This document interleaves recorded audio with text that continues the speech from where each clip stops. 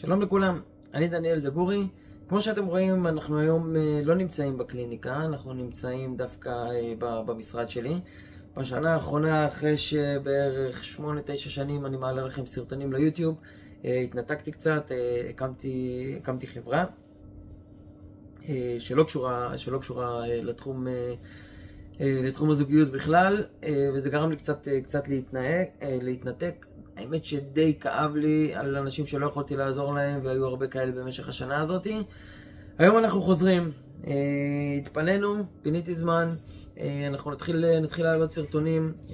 יש לי פה רשימה של בערך 50 נושאים שכן חשובים לי להעלות אותם, נתחיל לעשות סרטונים לאט לאט, ונמלא את הפער לכל מי שנמצא בבית, לכל מי שחווה פרידה, כל מי שקשה לו, וכל שאר התוכן שנמצא בערוץ היוטיוב שלי לא מספיק לו. אז היום למעשה אנחנו הולכים לדבר, כתבתי כמה דברים שהם חשובים, שעלו בזמן השנה הזאת כמה פעמים, כי לא יכולתי לעזור, אז אנשים בעצם שאלו אותי את השאלה מתי אני שולח הודעה. כמובן שאני תמיד אומר ששלב הניתוק הוא שלב מוחלט. אם שואלים אותי מתי לשלוח הודעה, התשובה העיקרית היא בדרך כלל אף פעם אנחנו לא רוצים לשלוח הודעה. אבל עדיין יש מצבים מסוימים שכן המלצתי לאנשים לשלוח הודעה. קודם כל, כי אני חושב שזה הצעד שהם צריכים לעשות. ברוב הפעמים זה לא ככה, אחוזים הם מאוד מאוד נמוכים, אבל עדיין זה קיים. הצד השני, זה כי באמת הם הגיעו לאיזשהו פרק שהם החליטו עם עצמם שהם חייבים לסגור את המעגל הזה, או חייבים לדעת בשביל להמשיך הלאה, או משהו בפנים בוער להם, ועוד שנייה אנחנו נדבר על זה. אבל לפני כן, למה לא לשלוח הודעה? בסדר? הדבר הראשון והעיקרי הוא למה לא לשלוח הודעה, כי אנחנו לא יודעים באמת מה המצב הרגשי של האקס או האקסיט שלנו. יכול מאוד להיות שהאקס או האקסיט שלנו חווה עכשיו איזשהו תהליך שהוא מאוד מעצים אותו, תהליך שהוא מבין עם עצמו, תהליך של כעס, או תהליך של התפתחות, תהליך שבו הוא מבין שאנחנו לא טובים לחיים שלו. במצב כזה, אם אנחנו יוצרים קשר, סביר מאוד להניח שאנחנו מפסידים. יש פה משחק, כמו שאני תמיד אומר, יש פה משחק של אהבה, הוא על חשבון הלבבות שלנו, ואנחנו צריכים להיות אלה שמנצחים בסופו של דבר, בשביל להחזיר לעצמנו את הכוח למערכת היחסים. אחר כך אנחנו נצטרך להחליט מה אנחנו רוצים לעשות, אם אנחנו רוצים להיות שם או לא רוצים להיות שם, אבל זה בשלב מאוחר יותר. אז הדבר הראשון שאמרנו בעצם הוא לא לשלוח הודעה, כי אנחנו לא יודעים באמת מה המצב הרגשי של האקס או האקסיט שלנו.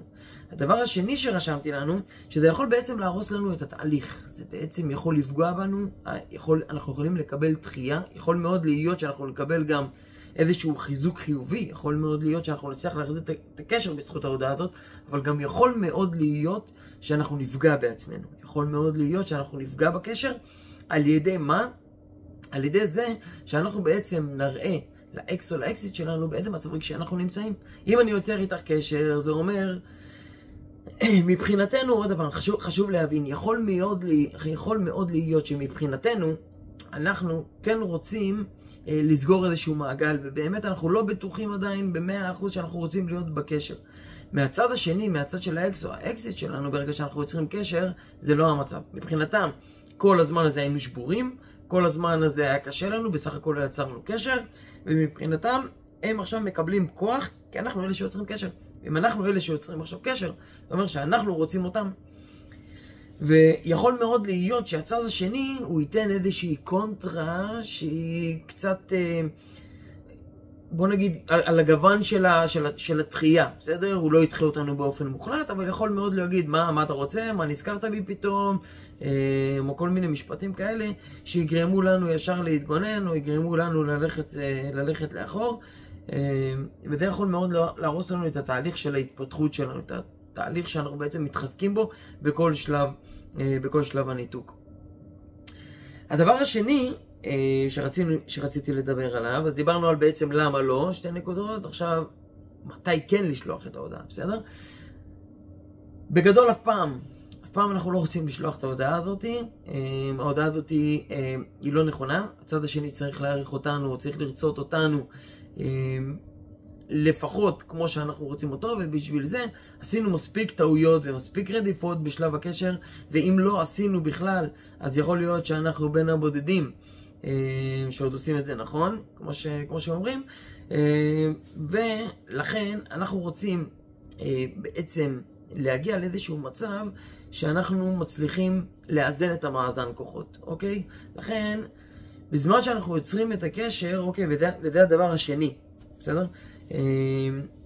שאנחנו בעצם רוצים ליצור את הקשר, אנחנו רוצים לעשות את זה בצורה הכי נכונה.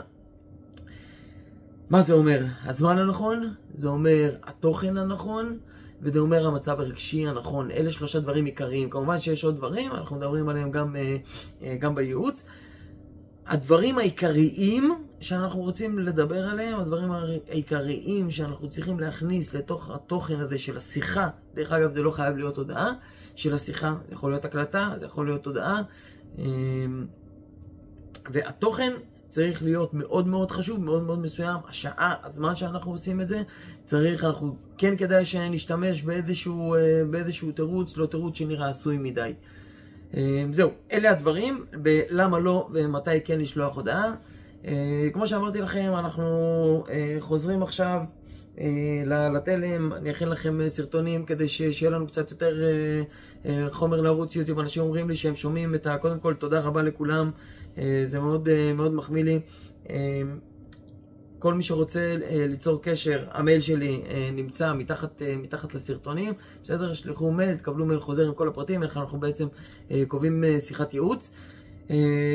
זהו, תודה רבה על כל התמיכה הזאת וכל ההבנה בשנה הזאת שהייתה לי שנה מאוד מאוד קשה בפתיחה של החברה. ועכשיו אנחנו חוזרים, כמו שאמרתי לכם, רשמתי פה קרוב ל-50 נושאים שאני כן חושב שהם צריכים להיות בחוץ, צריכים להיות ביוטיוב. לא כולם יכולים להרשות לעצמם שיחת ייעוץ, וכן חשוב שיהיה חומר מספיק בחוץ בשביל שנוכל להתמודד. אז זה הכל להיום, ושרק נראה ימים טובים יותר.